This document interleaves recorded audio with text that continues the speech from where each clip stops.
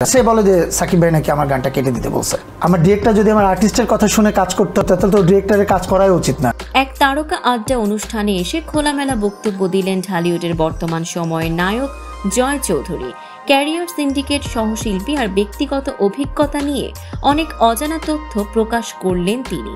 তবে সবচেয়ে আলোচিত হয়ে ওঠে একটি ঘটনা, যেখানে সরাসরি একটি অভিযোগে উঠে আসে সুপারস্টার শাকিব খানের নাম।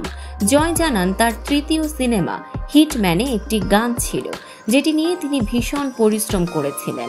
দিনরাত কাজ করার পরও সিনেমাটি মুক্তির সময় গানটি বাদ দিয়ে দেওয়া হয়। এ নিয়ে জয় ভীষণ কষ্ট পান। তিনি বলেন, নির্মাতা ওয়াজেদ আলী সুমন তাকে জানিয়ে দেন শাকিব খানের চাপে গানটি বাদ দিতে হয়েছে। এমনকি শাকিব খান গানটি নিজের জন্য চেয়ে নিয়েছিলেন। উপস্থাপিকা যখন প্রশ্ন করেন শাকিব খান না অপবিশ্বাস কার সঙ্গে কাজ করতে বেশি স্বাচ্ছন্দ্য বোধ করেছেন, জবাবে জয় বলেন, নায়িকার সঙ্গে কাজ করতে সব নায়কই স্বাচ্ছন্দ্য বোধ করে।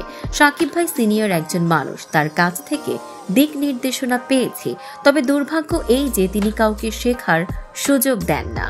অপবিশ্বাস সম্পর্কে জয় বলেন, তিনি অসাধারণ একজন অভিনেত্রী ও দারুণ মানুষ।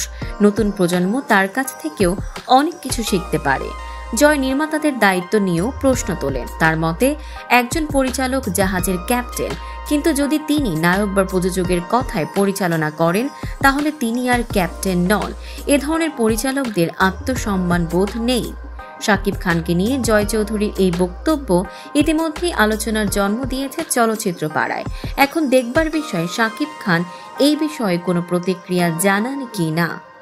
দর্শক, এমনই সব চমকপ্রদ খবর পেতে ফলো করুন আমাদের ফেসবুক পেজ CB24 TV এবং সাবস্ক্রাইব করুন YouTube channel CB24 TV official.